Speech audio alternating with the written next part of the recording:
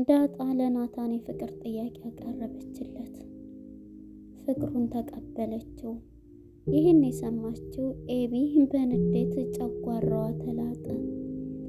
ወይዘሮ ማርታ ደግሞ ልጇን እንዳፈቅርና እንድወዳት እየገፋፋችው ነበር። እሱ ግን ልቡ ያለው ከዳጣ ጋር ነው። እሷ ግን ለመግባባት ሁሉንም ነገር እየነገረችው ነበር። ኤቢ እኮ በጣም ቆንጆ ናት አይደል እያለችው ነበር። ኤቢ ደግሞ ከግድግዳው ተለጥፋ የእነሱን ወሬ እያዳመጠች ነበር። መጀመሪያ እንግዲህ ውሃ ተልካ ነበርና ወይዘሮ ማርታ የዳጣን ወሬ ስትሰማ በጣም ደነገጠች። መወደድ ብርቅ ነው ወይ ብላ ለውሃ መልእክት ስትልክ ውሃን በእርግጥ እንዳትናገሪ ብላት ነበር። ነገር ግን እናገራለሁ ብላ ነበር የሄደችው። የዚህም ጊዜ መወደድ ላንተ ብርቅ ነው ወይ ብላ ስትለው ምን በማለት በድንጋጤ ጮኸች። አቶ ደረጀ ወደ ውጭ ተጓዙ። ወደ አዲሱ ቤታቸውም ተመለሱ። ሰላም ጤና ይስጥልን ውድና የተከበራቸው የቻናል የቤተሰቦች እንኳን ወደ ቻናል በሰላም መጣችሁ። ዳጣ ክፍል 40 ተለቀቀ። እንግዲህ ወደ ክፍል 39 ስናመራ አርዱ ቀጥታ ወደ ቤት ነበረ የመጣ ማለት ነው። እኛም ያኔ እንግዲህ ተመልካቾች ናታንን ለመደብደብ ነው ብለን ገር ብለን ነበረ ይታየን ማለት ነው። ነገር ግን አርዱ በፍጹም ፍቅሩን ሊገልጽና ሊያስረዳት እንጂ ከናታን ጋር ድብድብ ለመቅጠም አልነበረም። እንደዛ እየተናደደ የሄደው የኤቢ ፍቅር በልቡ ገብቶ እሳት ለብሶ እሳት ጎርሶ ስለሄደ ነው ማለት ነው። እናም እንግዲህ ናታንም በተጠንቀቅ ላይ አድርጎ ለመጋጠም ሁላቸውም ተነስተው ነበረ። ያራዳዋ ልጅ ግን ዳጣ ምን ሆነክ ነው አርዱ? እኔ በጣም ነው ለምንድን ነው የማትረዳኝ? በጣም ነው ማፈቅራት። ለሷ ስል ሁሉን ነገር ማጣት እችላለሁ እያለ አርዱም እምቢ በላቸው እያለ እየፎከረ ነበር። በዚህ የተነሳ ዳጣም ተነስታ አርዱ እባክህን፣ እሷ ራሱ እንዳንተ ነው የምትወድህ፣ በጣም ትወድሃለች። እሷ ደግሞ ለአንተ በጣም እንትን አላት እያለች ነበር ስታግባባው የነበረችው። እውነት ነው፣ ይሄም ናታን የሚባለው ወንድሟ እንጂ ጓደኛው አይደለም እያለች ነበረ ስታግባባው የነበረችው ዳጣ። በዚህም የተነሳ በጣም እየተናደደ ነበር አርዱና በቃ ና ቶሎ፣ አሁን ቤት አባዬም እማዬም አሉ፣ ስለዚህ ችግር ይፈጠራል፣ ድምፅ ከሰሙ ናውጣና እሷን ደግሞ አግባብተን ይዛት እንመጣለን በማለት ከቤት እንዲወጣ አድርገዋለች ማለት ነው ዳጣ። በጣም ደስ የሚል ነው እንግዲህ ቤታቸውን እንለቃለን እንዳሉትም ቤት ቀይረዋል ማለት ነው። ቤቱ በጣም ደስ ይላል እያለች ሰላምዬም ለናታን ስትነግረው ቤቱ ምንም ቤቱ ያው እንትኑ ስታይሉ ምናምን እንጂ ቤተሰቦች ያው ቤተሰብ ነን እያለ ነበረ ሲያስረዳት የነበረ ማለት ነው ናታን። እንግዲህ ናታንም በዳጣ ፍቅር እየተንገላታ ይገኛል። ዳጣም እንግዲህ ክላሷንም ቀይራለች። ከሱ ጎን ነበር ክላሷና እንግዲህ ቤቱን የምትመራው ኤቢ ማለት ነው። ፖሊሷ ኤቢ እየዞረች ክላሱን እያየች ነበረ። ይሄ ክላስ ላንቺ መሆን አይገባም እያለ ነበረ። በዚህም ጊዜ ይሄንን በሚላት ጊዜ እንዴ ለምን አለችት። እሷም አይ ከናታን ጎን ከሆንሽ ናታንን ተወስጅብኛለች፣ ስለዚህ ከናታን ጎን ከሆናችሁ እየሄድሽ ከሱ ክላስ ትይዣለሽ፣ ታወሪያለሽ፣ ከሱ ጋር ሪሌሽንሽ ይጨምራል በማለት ዳጣን እንግዲህ ስጮህባት እንግዲህ በቃ አንቺ እዚህ ኩኚ እኔ ደግሞ አንቺ ክላስ ልሆን ብትላትም በፍጹም ክላሴን እኔን አልሰጥም እና ውሃ ነበረች እዚህ መሆን ያለባት ስትል ውሃ ደግሞ ከአባዬና ከማዬ ጎን ነው መሆን ያለብኝ ስላለች ነው ስትል ይሄንንማ ማድረግ የለም በቃ እሷ ከነማዬ ጎን አለች። አንቺ ከፈለግሽ ደግሞ እስኩኝ አንቺ ነሽ ሰፊውን ክላስ እየመረጥሽው።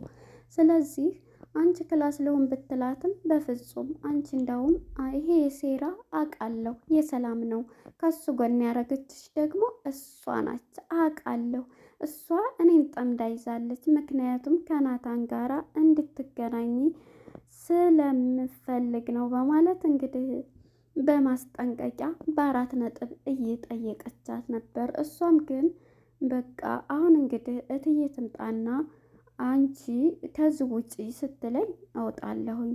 እንዳውም አንቺም ሰላምም እስከ አንድያው ነው የምትወጡት። ይህን ደግሞ አባትሽ ሲመጣ ደረጀ ከዛ እኔ እወጣለሁኝ እያለች እየተናደደች ነበረ እንግዲህ ዳጣ ማለት ነው።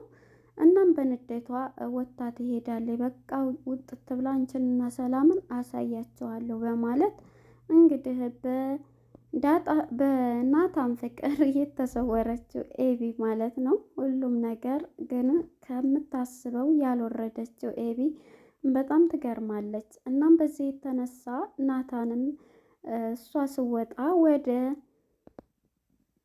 ዳጣ ክላስ ይመጣል። ዳጣ ክላስ በሚመጣም ጊዜ እሱም ክላሱን አንቺ እኮ ግን አታወሪም አትረጅም እያለ እየነገራት ነበረ። በዚህም ጊዜ ምን ማለት ነው ይሄው ማውራትም አለመውራትም እያወራሁክ ነው ብትለውም አንቺ መቼ ነው የሚገባሽ እያላት ነበርና በቃ ተይው ብሎ ትቷት ይወጣል። በቃ እሺ ያራዳልሽ ብለው ቀጥታ ወደ ኪችን ነበረ ናታንም ያመራው ወደ ሰላምዬ ጋር። ሰላምዬ ጋር በመሄድም ወንድ ልጅ ኪችን አይገባም ከሚባሉት ነሽ ወይስ ከሌሎች ቢላትም አይ ከሚባሉት ነኝ ሲል ለምንድን ነው ግን ይሄ የተባለበት ቢላትም አዎ ወንድ ልጅ ኪችን መግባት የለበትም ማለት ስራ መስራት እነሱም እኮ ስራ መስራት እንትን ይላሉ ለምንድን ቢላትም አይ ይሄንማ ማድረግ አልችልም ምክንያቱም እናንተ እቃውን ከሆነ ቦታ ትደብቁት ታስቀምጡትና ፈልገን ስለማናገኝ ነው ሲላት ስትለው እሱም ኦኬ በማለት ለመውጣት ተገዷል ማለት ነው። ከዛ ሊወጣ ሲል እንዴ አንተም እንደዚህ ነው እንደ እንትን የምትለው ታዲያ በዚህ ነው የምትወጣው ስትለው አዎ ሲል አይ አትወጣም ብላ እንግዲህ ደግሞ ፊትህ በጣም እየተቆጣ እየተናደርክ ይመስላል ትለዋለች ማለት ነው። እሷም እንግዲህ ይህንን ባለችው ሰዓት እንዴ አይ ምንም አልሆንኩኝ ብሎ ሲላት በፍጹም የሆንከውማ አለ በሚላት በምትለው ጊዜ እሱም ይቺ ዳጣ ይላታል። ዳጣ ምን ሆነክ? በቃ ምንም አይገባ ካሁን በኋላ ከእሷ ጋር ያለኝን ነገር አቁሜያለሁ። አንድን ሰው በግድ አስገድዶ ምን ግዴታ እሷ እንደው ስለዚህ ነገር በፍጹም አይገባትም በሚል ጊዜ አትቀልድ ብላ ትመክረዋለች። ምን ላደርግ ልምከርህ አንድ ነገር ምክር አንተ በቃ አኩርፋት በማለት ሀሳብ ትሰጠዋለች። እንዴ ምንም ሳታደርገኝ ማኩረፍ እንዴት ትችላለሁ ሲላት አይ አኩርፋት ትለዋለች ማለት ነው። እሷም እንግዲህ ይሄንን ባለችው ጊዜ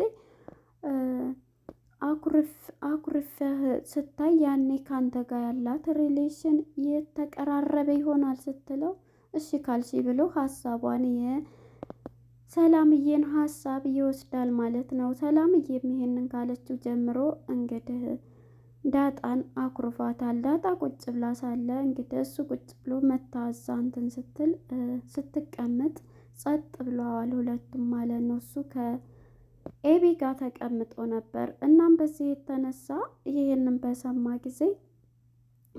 ጊዜ እሱም እንዴ ዛሬ ደግሞ ዝም ብላችኋል ለመጫወት እንትን ስትል እሱም እንደገና ጸጥ ይላታል። እንዴ ምን አባክ ስትለው እንዴ አባቴን የታውቀሽው ነው እንደዚህ የምትዩ ሲላት እሷም ተነስታ በቃ ለጨውዬ ነው እንጂ እንደዛ አይደለም ብላ እውነቱን አባቱን የታውቀሽው ብላ እንኳን እንደዚህ ብለዋት ኤቢ ማለት ነው ስትናገር የዚህ ጊዜ ትታቸው ትሄዳለች ማለት ነው። ዳጣ ምስኪን ማለት ነው። እናም በዚህ የተነሳ ዳጣ ተነስታ ስትሄድ እሱም ይህንን አድርጓል። በመጨረሻ እሷም ናታንን ስላፈቀረችው አሁንም ላይ ክላሷ ቁጭ ብላለች ማለት ነው።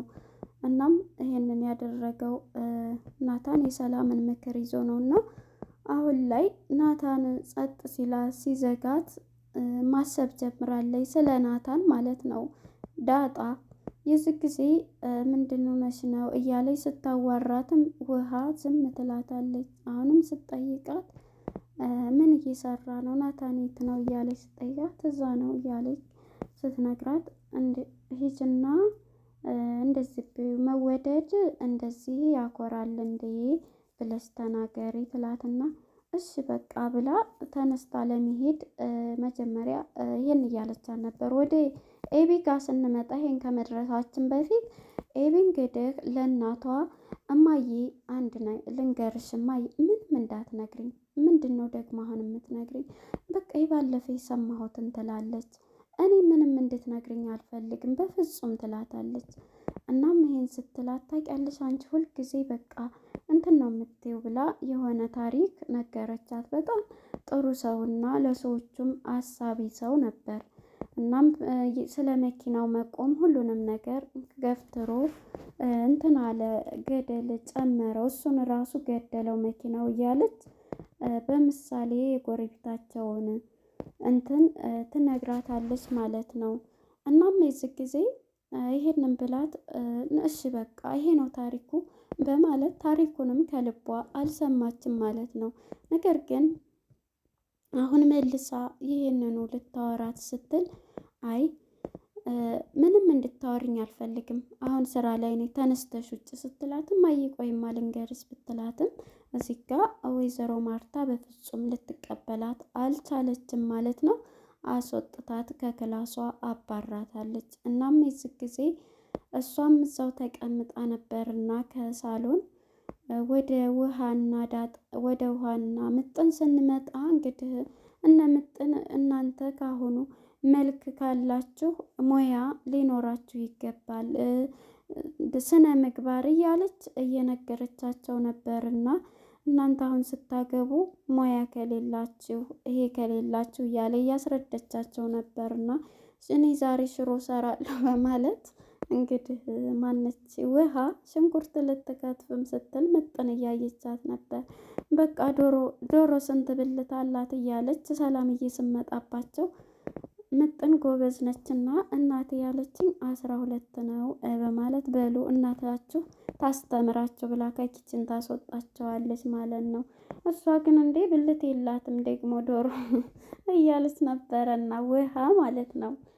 ይህንን እያወራኝ ሳለ ነበር ወጥተው። ከዛ እንግዲህ ናታንም ከዳጣ ጋር ያለውን ሪሌሽን በኩርፊያ ላይ ነውና ወደ ወይዘሮ ማርታ ጋር ሄዶ እንግዲህ አባዬ ከሌለ በፊልም እንትን እያልሽ ነው እያላት እንግዲህ የሄደበትን ሀገር ልታይ ነው እያለ ፊልሙን እያየ እሱን ሀገር እያየች ነበርና ምርጥ ሀገር ነው ይባላል፣ ለእኛም ደግሞ መንገድ ሰርተውልናል ይባላል እያለ እያወራት ነበረ ማለት ነው። አንባቢው ናታን ማለት ነው። እናም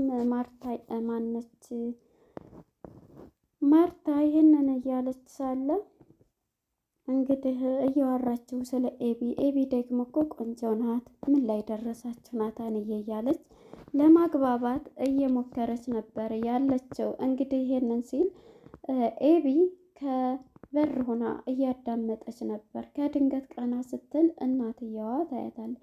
ምንድነው ተለጥፈሽ የምታዳምጪ ስትላት ከዛ ድንግጥ ትላለች። ኤቢ እኮ ቆንጆ ናት ምናምን እያለ ጥሩ ልጅ ናት እያለ ነበር ሲላት የነበራት ምን ላይ ደረሳችሁ እያለች ነበር። እናም እንግዲህ የተላከችው ውሃ ቀጥታ እንዳትናገሪ እንዳውም ትቼዋለሁ ብላት ነበረ ማነች ዳጣ ማለት ነው። እናም ትሄድና እንግዲህ ወይዘሮ ማርታም ናታንም ካለንበት ናታን ዳጣ እንዳለች መወደድ እንደዚህ ያስኮራል እንዴ ስትለው በማለት ወይዘሮ ማርታ በጣም ጮኻለች። ምክንያቱም ወይዘሮ ማርታ ናታን ውሃን እንዳገባላት ስለምፈልግ ይህን እያወራኝ ሳለ ነበር ያለቀው። ለነበረ ቆይታ አመሰግናለሁ። ባይ ባይ።